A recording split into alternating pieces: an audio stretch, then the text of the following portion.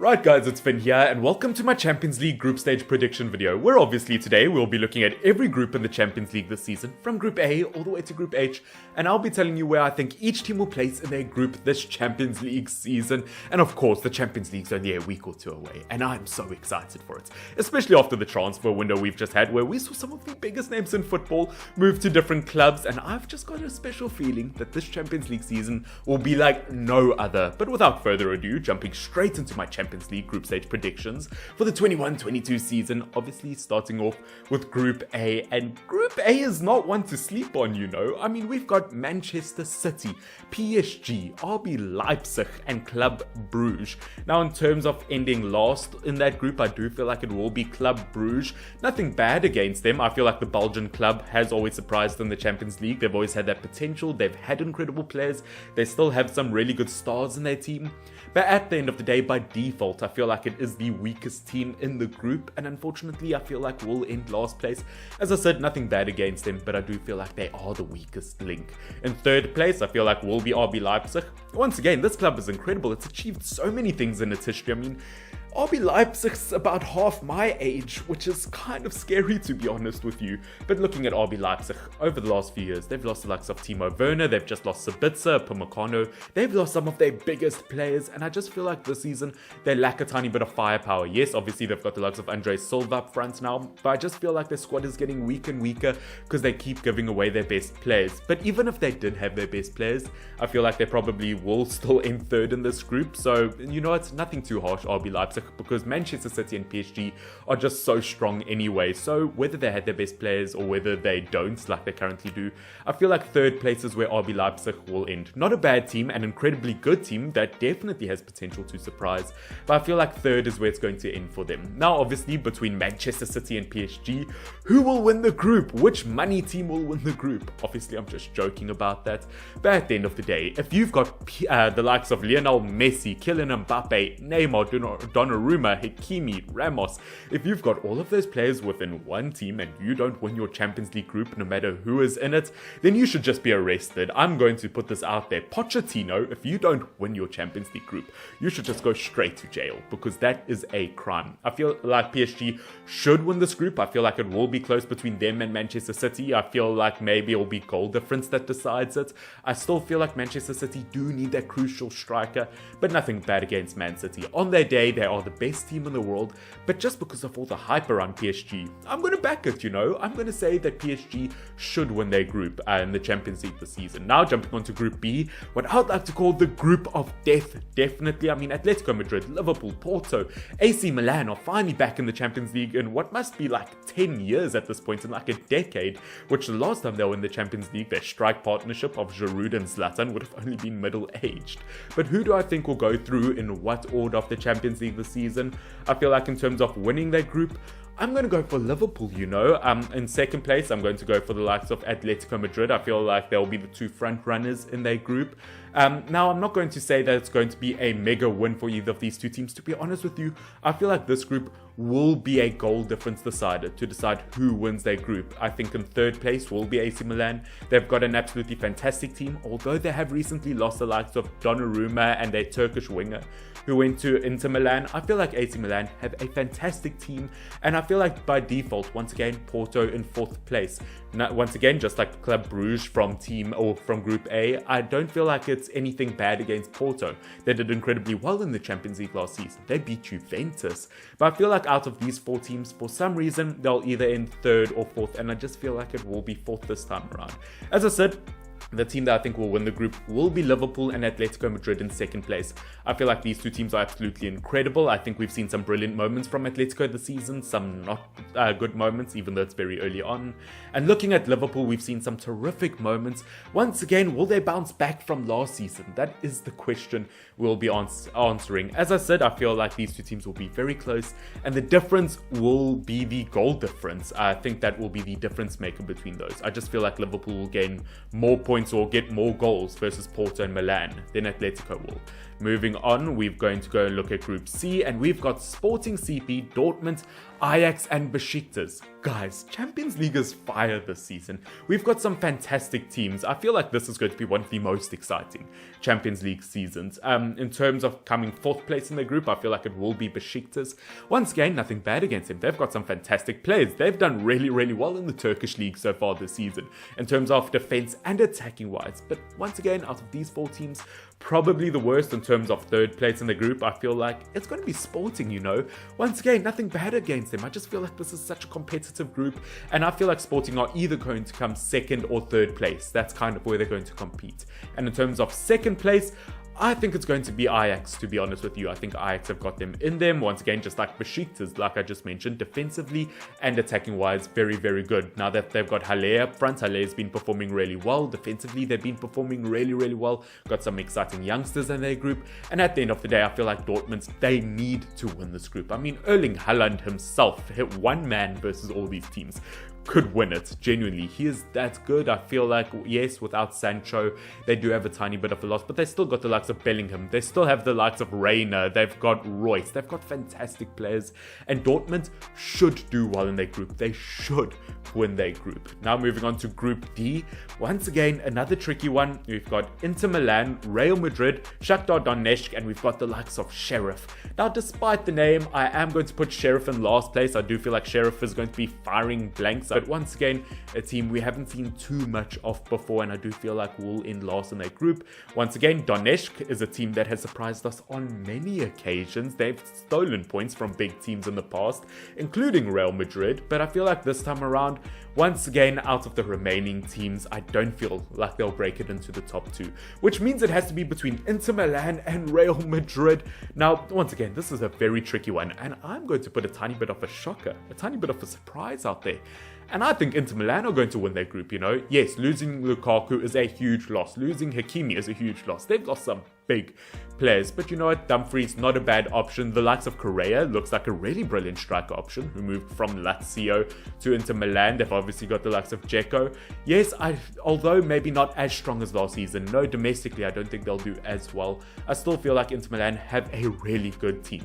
Nothing bad against Real Madrid. They also lost some mega stars with the likes of Varane, Sergio Ramos. They've obviously lost some big names over the last few years. They've got a very, very old team at the moment. Yes, they've got a few youngsters, but I wouldn't say their team is in their prime at the moment. I don't feel like they're going to be as much of a threat this year. Yes, they could win the Champions League. Real Madrid always have that in their locker, but I've just got a tiny bit of a feeling. This is a tiny bit of an emotional decision, if you may. I've got a feeling that Inter Milan will surprise this year. I don't know what it is, but I've just got that feeling, you know. Moving on to the likes of Group E. Ooh, we've got Bayern, Barcelona, Benfica, and Dynamo Kiev. Now, of course, all the eyes, I would once again hate to say it, but will be on Bayern Munich versus Barcelona. Now, in terms of the group as a whole, I feel like Dynamo Kiev will in 4th place. Once again, they've got fantastic players. I feel like Bushchan, their goalkeeper, is an absolutely fantastic goalkeeper. We've seen some of their great Ukrainian players do really well at the Euros, but at the end of the day, as a team, probably the weakest one here. Benfica, I feel like, will be in 3rd place. Once again, they've got absolutely fantastic players, but enough to compete with Barcelona and Bayern Munich, I just don't think so. So between Bayern and Barca, who will make it through? I feel like Bayern Munich will in 1st place in their group and Barcelona in 2nd place.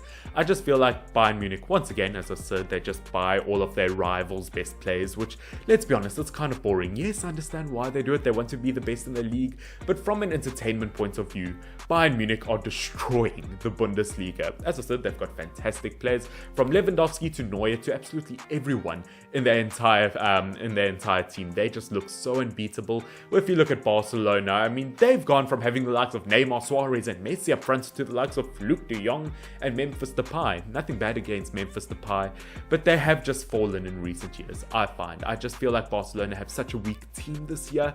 I still feel like it's good enough to at least come 2nd in their group. Maybe they could compete with 1st.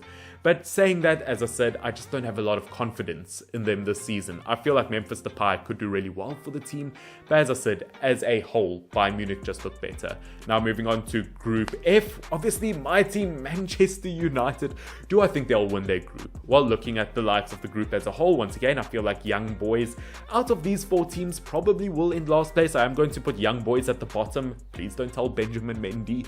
In 3rd place, I am going to put the likes of, I've got a feeling Atalanta will be 3rd place. I think initially looking at this group, I thought maybe 2nd, maybe even 1st place, but they haven't been performing that well in Serie A so far this season. I just don't feel that confident about them for some reason, and because I just don't feel confident, I am going to put them in 3rd. I feel like Villarreal will be in 2nd place, which means I am going to put my boys Manchester United in 1st. Look, obviously United lost to Villarreal in the final of the Europa League last season, and yes, maybe they could do it again. Whatever I'm going to say, all I'm going to say is the fact that United should have won that game. You know what? Lesson learned. David De Gea won't be our main penalty taker. We know that now.